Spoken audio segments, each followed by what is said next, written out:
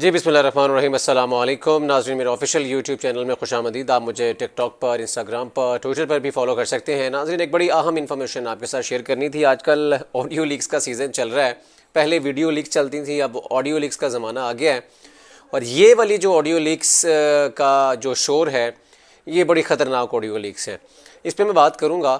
और जहाँ से ये ऑडियो लीक्स हो रही हैं, वो कौन शख्स है, वो क्यों कर रहा है, और किस किस की ऑडियो लीक सब वो करने जा रहा है, और कौन सा दिन है जिस दिन ये सारी ऑडियो लीक्स, तो ये मैं आपको बताऊंगा तफसील से। चैनल को सब्सक्राइब कर दें। अच्छा नाज़रीन, ये जिसके पास ये ऑडियो लीक्स हैं उसने ये अनाउंस किया है, ये साथ साथ आप देख रहे होंगे, उसने ये अनाउंस किया है जी कि वो ये जो एक करंट वीक चल रहा है, इसके एंड में वो तमाम तर जो डाटा उसके पास है वो अब उसको लीक करने जा रहा है। अच्छा जी, वो हैकर के नाम से उसके पास, ज़ाहिर बात है, वो सामने आया है और उसने बताया कि उसके पास तकरीबन 8 GB का डाटा है और तकरीबन 9 फाइल्स हैं। वो अब सोशल मीडिया पर, इधर उधर जितनी भी वेबसाइट्स हैं वहाँ पर वो अब उसको अपलोड करने जा रहा है, लीक करने जा रहा है। इसमें जो सबसे ख़तरनाक बात ये है नाजरीन, कि इसमें अब जो भौचाल आएगा अगर तो ये ऑडियो लीक्स हो जाती हैं, क्योंकि उसका मकसद ये था कि किसी तरीके से, क्योंकि सामने तो यही चीज़ें आ रही हैं हैकर की जानिब से कि उसकी पहले ये कोशिश थी कि डाटा जो है वो गवर्नमेंट को बेच सके और उसके एवज भारी रकम जो है वो हासिल कर सके। अच्छा, इस सारी सूरत हाल में अब गवर्नमेंट ने तो लिफ्ट नहीं करवाई। फवाद चौधरी ने भी कहा जी कि हुकूमत जो है वो जो डाटा लीक हो रहा है वो अब ख़रीदने की प्लानिंग कर रही है। गवर्नमेंट की जानिब से ऐसी कोई बात सामने नहीं आई कि जिसके पास ये ऑडियो लीक्स हैं उससे कोई बातचीत हुई हो, कोई नेगोशिएशन हुई हो। तो अब उस शख्स ने गुस्से में आके वो ऑडियो लीक्स जो है वो इस वीक के एंड में रिलीज़ करने का ऐलान कर दिया। अब उसमें सबसे ख़तरनाक बात यह जी, वो ये कह रहा है कि ये जो ऑडियो लीक्स हैं ये एक ऐसी ऑडियो लीक्स हैं कि जिसमें हसास मालूमात हैं, हसास लोग हैं। हसास लोगों से मुराद वो कह रहा है कि जो आर्मी पर्सनल के साथ मुलाकातें हुई हैं वज़ीर आज़म हाउस में, वो भी लीक की जाएंगी। इसका मतलब है कि बहुत ज़्यादा हसास मालूमात होंगी। उसके बाद जितनी भी conversation with in the prime minister house हुई हैं वो तमाम तर डाटा लीक किया जाएगा। उनकी वो फैमिली के साथ जो बातचीत है, उनके फैमिली फ्रेंड्स के साथ जो बातचीत है जो वज़ीर आज़म हाउस में हो रही है, वो तमाम तर डाटा जो है वो लीक किया जाएगा। मुख्तलिफ मिनिस्टर्स के साथ जो बातें हो रही हैं वो तमाम तर डाटा लीक किया जाएगा। जो जुडिशरी में अपॉइंटमेंट्स होती हैं वो तमाम तर डाटा भी उसके पास है कि वो जो अपॉइंटमेंट्स हैं जुडिशरी के अंदर किस तरीके से जुडिशरी को इस्तेमाल किया गया, वो तमाम तर गुफ्तगू की जो ऑडियो मौजूद है वो उसके पास है और वो इसको भी लीक करेगा। फिर उसके बाद एक और बड़ा अहम मामला कि जितने भी फॉरेन डिग्निटरीज़ जो यहाँ पर पाकिस्तान में आए, उनकी मुलाकातें हुई वज़ीर आज़म हाउस में, अभी से लेकर पिछले जितने भी सालों तक, वो तमाम तर डाटा भी उसके पास मौजूद है, वो भी लीक करेगा।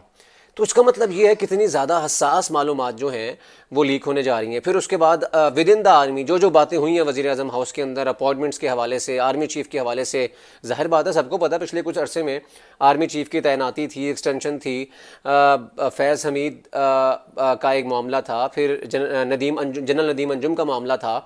बहुत से मामलात हैं, वो सारे वज़ीर आज़म हाउस में डिस्कस हुए हैं। वो कह रहा है कि वो तमाम तर डाटा उसके पास मौजूद है और वो लीक करेगा। ये बहुत ज़्यादा भौचाल आने वाला है पाकिस्तानी सियासत में, इंटरनेशनली पाकिस्तान बहुत ज़्यादा डिस्कस होने जा रहा है। तो इस चीज़ से बचने के लिए जितना जल्द हो सके हुकूमत है उसको एक हाई प्रोफाइल या हाई लेवल की एक इन्वेस्टिगेशन करवानी चाहिए और ये डाटा लीक होने से बचाना चाहिए और डाटा अपने कब्ज़े में लेना चाहिए। और ये पता चलना चाहिए, इसका मतलब ये है कि कुछ लोग ऐसे ज़रूर मौजूद हैं जो कि हसास मालूमात को लीक आउट करने के प्रोपेगेंडे में शामिल हैं और वो ना सिर्फ यहाँ पर एक तो फसाद बर्पा करना चाह रहे हैं, वो दुश्मनों के, बैरूनी क़ुव्वतों के आलाकार बने हुए हैं, उनके हाथों में खेल रहे हैं। और हसास मालूमात ना सिर्फ अब लीक आउट हो चुकी हैं बल्कि पता नहीं किन किन को वो दे चुके होंगे।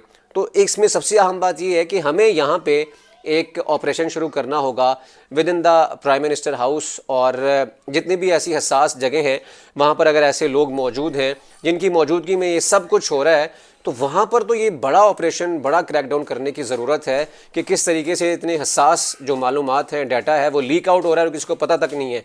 अच्छा, इसमें एक और बड़ी ख़तरनाक बात ये है, जो ऑडियो लीक्स आ रही है सिर्फ ये करंट जो गवर्नमेंट है, वफाकी गवर्नमेंट, उसकी नहीं है। अच्छा, बातें ये भी आ रही हैं कि ये जो 8 GB का डाटा है ये सिर्फ मौजूदा गवर्नमेंट का नहीं है, इसमें जो इससे पहले गवर्नमेंट थी खान की उसका डेटा भी उसके पास मौजूद है, वो तमाम तर रिलीज़ किया जाएगा।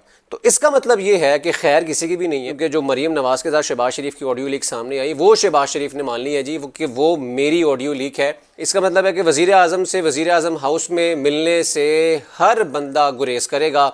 अगर कोई लीडर भी आ रहा है तो वो भी मिलने से गुरेज करेगा। ये मुल्क के लिए अच्छा नहीं है। इंटरनेशनली इस चीज़ को देखा जाएगा और इसका मतलब ये है क्योंकि हम एक एटमी मुल्क हैं तो फिर बहुत सी बातें की जाएंगी कि हम एक एटमी मुल्क होते हुए इतने लापरवाह कैसे हो सकते हैं और हमारी एजेंसीज किस तरह लापरवाह हो सकती हैं कि इतनी हसास मालूमात वज़ीर आज़म हाउस से लीक आउट होती रही और किसी को कानो कान खबर नहीं हुई। ये जो जिम्मेदारी होती है स्पेशली क्योंकि जो सिग्नल होते हैं वज़ीर आज़म हाउस को, उसको अरेंज करने का एक अलग डिपार्टमेंट होता है आईबी का, तो ये उसके ऊपर भी बहुत बड़ी जिम्मेदारी आयद हो गई है। इस पर अब एक जीआईटी बना दी गई है, वो तहकीकात तो कर रही है। जिसने ये ऑडियो लीक्स करनी है, जिसके पास ये पड़ा हुआ है, उसने साफ साफ कह दिया जी अब कोई नेगोशिएशन नहीं होनी, कोई बातचीत नहीं होनी और मुझे ना तो कोई इनबॉक्स कीजिएगा, कोई मैसेज कीजिएगा और ये उम्मीद मत रखिएगा कि मेरा माइंड चेंज हो जाएगा और मैं नेगोशिएशन कर लूँगा और ये डाटा लीक्स होने से बच जाएगा। उसने कहा जी टाइम इज़ ओवर और अब ये लीक होने जा रहा है डाटा।